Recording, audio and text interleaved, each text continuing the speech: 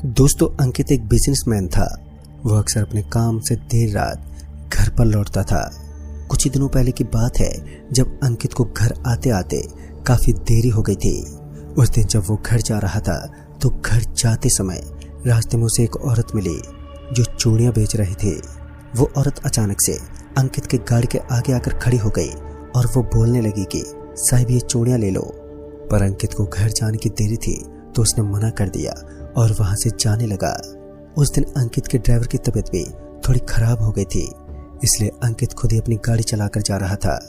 पर वो औरत बार बार जिद करने लगी कि चूड़ियां ले लो।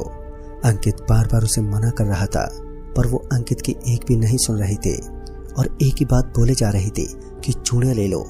अंकित अब उससे परेशान हो गया था और उसे घर भी जाना था, इसलिए उसने उस औरत से चूड़ियां ले ली। वो थोड़ी आगे गया ही था कि उसने अपनी गाड़ी के कांच से देखा तो वो औरत वहां पर नहीं थी। पर अंकित ने अपने उस दिन गाड़ी को रोका नहीं और सीधा अपने घर चला गया। फिर कुछ दिन के बाद उसे अपने बिजनेस के सिलसिले में उसे कुछ दिन के लिए शहर से बाहर जाना था। वो दूसरे शहर जाने के लिए रेलवे स्टेशन आ गया। उस दिन ट्रेन 3 घंटा लेट हो गई थी तो वह 3 घंटे के लिए उस स्टेशन पर बैठ गया। पर 3 घंटे कम नहीं होते हैं और उसे अर्जेंट जाना भी था, इसलिए अंकित सोचने लगा कि मैं दूसरी ट्रेन पकड़ लेता हूँ तो समय पर पहुंच जाऊंगा। पर वो इस शहर में नया था तो उसे पता ही नहीं था कि दूसरा स्टेशन कहाँ पर है। तभी वो वहां पर बैठी एक औरत से पूछने लगा तो उस औरत ने बताया कि यहाँ से 5 किलोमीटर की दूरी पर एक और स्टेशन है। उस औरत ने अपना चेहरा छुपा रखा था पर अंकित को उसकी आवाज कुछ जानी पहचानी लग रही थी, जैसे कि ये आवाज वो पहले भी सुन चुका है। पर वो इस आवाज के बारे में सोच ही रहा था कि इतने में वो औरत बोली कि जल्दी जाइए वरना ट्रेन निकल जाएगी। अंकित तुरंत ही वहां से निकल गया और अगले स्टेशन पर पहुंचा तो उसने देखा कि वह स्टेशन काफी बड़ा था और उस स्टेशन पर टिकट का काउंटर भी कहीं भी दिखाई नहीं दे रहा था। उस स्टेशन पर ट्रेन की टिकट कहाँ मिलती है ये भी उसे कुछ पता नहीं चल रहा था। वो स्टेशन के ऊपर की साइड गया पर वहां तो उसे कुछ भी दिखाई नहीं दे रहा था। वो इधर उधर घूमने लगा पर वह घूम फिर के वापस एक ही जगह पर आ जाता था। उसे कुछ समझ ही नहीं आ रहा था कि आखिरकार उसके साथ ये हो क्या रहा है। वो घूमते घूमते स्टेशन के नीचे की साइड चला गया जहां अंधेरा ही अंधेरा था। वह कुछ भी दिखाई नहीं दे रहा था, बस अजीब सी आवाजें आ रही थी। तभी उसने देखा कि वहां कोई और भी है जो उसके चारों तरफ चक्कर काट रहा है, पर वहां कोई दिखाई नहीं दे रहा था। उसे सिर्फ ऐसा महसूस हो रहा था पर वो बाहर निकलने की कोशिश करता रहा पर उसे कोई रास्ता ही नहीं मिल रहा था, मानो ये कोई स्टेशन नहीं भूल भुलैया हो। फिर अंत में बहुत कोशिशों के बाद भी बड़ी मुश्किल से वह स्टेशन के निचले हिस्से से ऊपर की साइड आ गया। वह जैसे ही ऊपर आया तो उसने देखा कि वहां एक आदमी और भी बैठा हुआ था। अंकित उस आदमी के पास गया तो उसने देखा कि ये तो कोई और नहीं बल्कि उसी कंपनी में काम करने वाला नीरज था। वो भी किसी काम की वजह से अपने गांव जा रहा था। अंकित नीरज के पास जाकर बैठ गया और दोनों थोड़ी देर तक बातें करने लगे और फिर टिकट लेने के लिए इधर उधर टिकट का काउंटर ढूंढने लगे। उन दोनों को बड़ी मुश्किल से टिकट का काउंटर मिल गया। वो दोनों टिकट लेने के लिए टिकट के काउंटर के पास पहुंचे और टिकट लेने लगे। वो जहां से टिकट ले रहे थे वहां 2 आदमी बैठे थे और बातें कर रहे थे। तो अंकित ने उन्हें पूछा कि इस स्टेशन के नीचे की साइड क्या बना हुआ है। तो वो लोग बोलने लगे कि यहाँ तो नीचे सिर्फ दीवार है और कुछ भी नहीं है। तो अंकित उन्हें बोलने लगा कि आपको पता नहीं होगा यहाँ नीचे कुछ सुरंग जैसा बना हुआ है। तो वो आदमी बोलने लगे कि हम तो यहाँ पिछले 10 सालों से काम कर रहे हैं और हमें इस स्टेशन के बारे में सब कुछ पता है। अगर आपको हमारी बात पर यकीन नहीं है तो आप हमारे साथ चलकर देख लीजिए। तो अंकित और नीरज दोनों उन आदमियों के साथ गए। तो वहां जाकर अंकित ने जो देखा वो देखकर तो वह हक्का बक्का हो गया। उसने देखा कि वहां तो सच में एक दीवार बनी हुई है, पर ऐसा कैसे हो सकता है। थोड़ी देर पहले तक तो वहां एक सुरंग थी क्योंकि वो खुद इस सुरंग के अंदर फंस गया था, तो अब यहाँ दीवार कैसे आई। अब उसे कुछ भी समझ नहीं आ रहा था। फिर वो आदमी बोलने लगे कि आपकी ट्रेन का समय हो गया है। तब अंकित और नीरज दोनों जाकर ट्रेन का इंतजार करने लगे। वहां का माहौल कुछ अजीब था। उन दोनों के अलावा वहां पर कोई यात्री नहीं था और तो और वहां थोड़ी देर पहले तो वो आदमी भी नहीं थे। तो अचानक ही वो आदमी कहाँ से आए। अंकित अभी ये सब सोच ही रहा था कि उसकी ट्रेन आ गई। वो दोनों जाकर ट्रेन में बैठ गए। वो ट्रेन के पहले इंजन में जाकर बैठ गए तो उन्हें वहां पर बस एक औरत बैठी हुई दिखी। उस औरत ने अपना चेहरा तो ढक रखा था, पर इस औरत ने वैसी ड्रेस पहन रखी थी जैसे कि अंकित को पहले वाले स्टेशन पर जो औरत मिली थी, जिसने उसे इस स्टेशन के बारे में बताया था, उसने वैसी ड्रेस को पहन रखा था। ये औरत दिखने में बिल्कुल वैसे ही लग रही थी। अंकित और नीरज दोनों अपनी अपनी सीट पर जाकर बैठ गए। थोड़ी देर में अंकित उठकर ट्रेन के दरवाजे के पास गया और उसने पीछे देखा तो उसने कुछ ऐसा देखा कि वो देखकर हैरान हो गया। उसने देखा कि ट्रेन के पीछे वाले डब्बे में आग लगी हुई थी और ट्रेन के पीछे सिर्फ एक ही डिब्बा था, बाकी के डिब्बे गायब हो गए थे। उसने पहली बार ऐसी ट्रेन देखी थी जिसमें सिर्फ 2 ही डिब्बे हैं। वो ये देखकर भागते हुए नीरज के पास आया और पास आते ही उसने देखा कि वो औरत जो थोड़ी देर पहले यहाँ पर बैठी हुई थी अब वो वहां पर नहीं थी और नीरज भी सो गया था। अंकित ने उसे जगाया और वो नज़ारा दिखाने के लिए ट्रेन के दरवाजे के पास ले गया। तो वो वहां पहुंचते ही नीरज जोर जोर से हंसने लगा और कहने लगा कि सर शायद आप रात को सोए नहीं थे, क्योंकि यहाँ तो सब कुछ ठीक है, ना तो कोई आग लगी है और ना ही ट्रेन आधी है, ट्रेन तो पूरी की पूरी है। ये देखकर अंकित चौंक गया कि भला ऐसा कैसे हो सकता है, क्योंकि थोड़ी देर पहले तो इसमें आग लगी हुई थी, तो अचानक से आग कैसे बुझ गई। अंकित डरता डरता अपनी सीट की तरफ आया और वो वहां आकर बैठ गया। वो अभी बैठा ही था कि उसकी नज़र अपने सामने वाली सीट के नीचे गई तो उसने देखा कि एक आदमी सीट के नीचे खून से भरा हुआ पड़ा था। अब अंकित और नीरज उसके पास गए तो उसने देखा कि वो आदमी तो मर चुका था। फिर वो जब वापस अपनी सीट की तरफ आए तो उन्होंने देखा कि उनकी सीट के नीचे भी एक आदमी और एक औरत मरे हुए पड़े थे।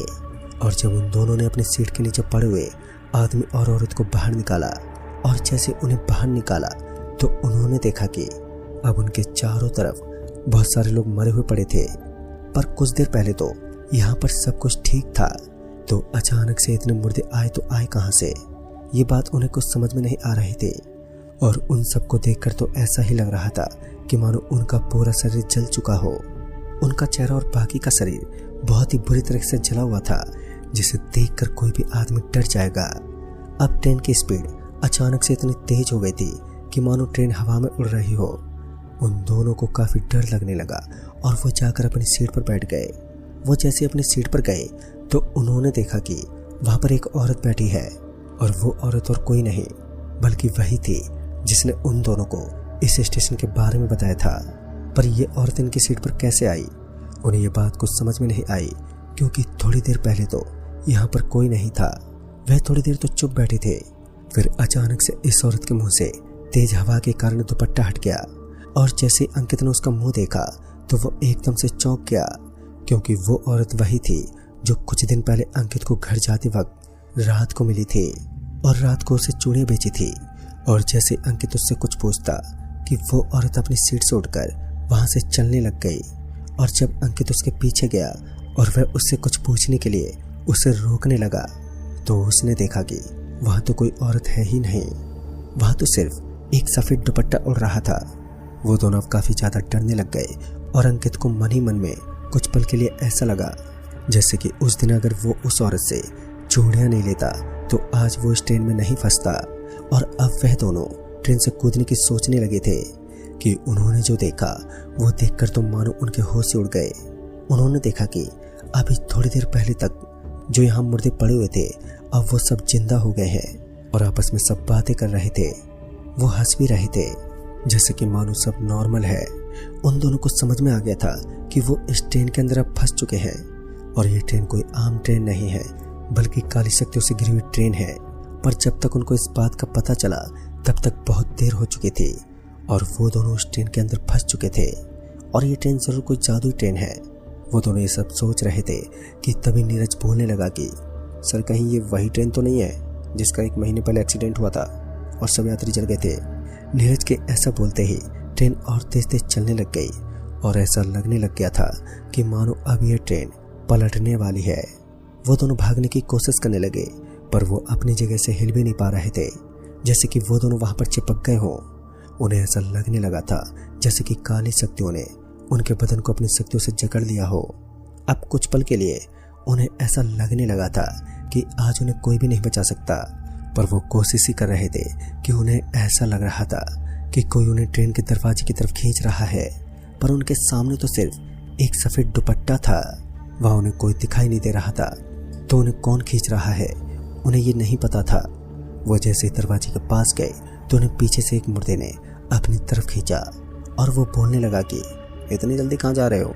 अभी तो आपका स्टेशन भी नहीं आया है और ये ट्रेन बीच में कहीं नहीं रुकती, तो आपका स्टेशन आने से पहले आप इस ट्रेन से नहीं उतर सकते और आपके स्टेशन पर भी आप जिंदा नहीं उतर सकते हो।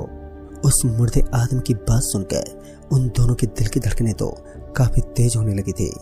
इस ट्रेन में जो एक बार आ जाता है वो वापस मरा हुआ ही बाहर जाता है, ये बोलकर उस आदमी ने उन दोनों को वापस अपनी सीट पर बिठा दिया। अब तो उन दोनों को भी लगने लगा था कि उन दोनों को आज कोई नहीं बचा सकता है। वो दोनों काफी डरने लगे थे और अपने चारों तरफ देख रहे थे कि तभी उनकी नजर नीचे गिरे हुए एक मुर्दे पर गई, तो उन्होंने देखा कि अचानक से मुर्दों की संख्या ज्यादा होने लगी है। अब उन्हें समझ नहीं आ रहा था कि ये सब हो क्या रहा है, इतने लोग कहाँ से आ रहे हैं। और अब तो सुबह से रात भी हो गई थी, पर ट्रेन रुकने का नाम ही नहीं ले रही थी। अचानक से उन्होंने देखा कि सभी लोग गायब हो गए हैं। ट्रेन में उनके अलावा और कोई भी नहीं था।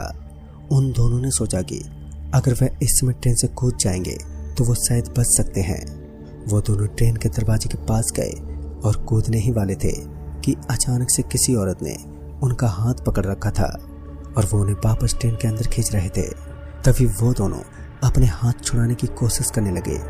वो दोनों कोशिश ही कर रहे थे कि तभी अचानक से किसी ने उन्हें धक्का दे दिया और वो ट्रेन से नीचे गिर गए, पर वहां तो उन्हें कोई भी दिखाई नहीं दिया तो उन्हें ट्रेन से धक्का किसने मारा था। इस बात से वो हैरान थे। ट्रेन की गति इतनी तेज थी कि उन्हें लग रहा था कि वो ट्रेन से कूद तो गए हैं, पर अब भी उनका बचना मुश्किल है, क्योंकि इतनी तेज ट्रेन से कूदने के बाद कोई भाग्यशाली ही होगा जो बच पाएगा।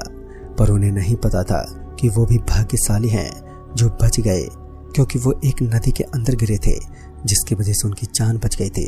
और उन्हें ये भी पता था कि इस ट्रेन के अंदर कोई ऐसा भी था जो उन्हें बचाने की कोशिश कर रहा था और जिस कारण से वो बच पाए थे। तो दोस्तों, इस कहानी में बस इतना ही। तब तक के लिए बाय एंड टेक केयर।